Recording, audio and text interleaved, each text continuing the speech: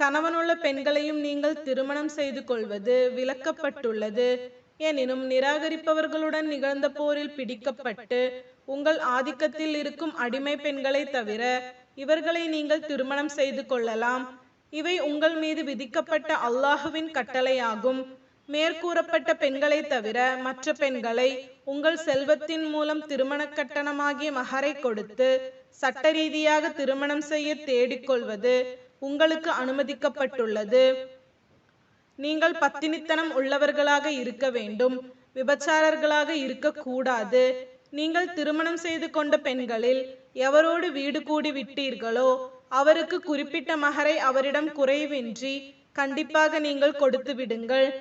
எனினும் மஹரை குறிப்பிட்டதன் பின்னர் அதனை குறைக்கவோ கூட்டவோ இருவரும் சம்மதப்பட்டால் அதனால் உங்கள் மீது யாதொரு குற்றமில்லை.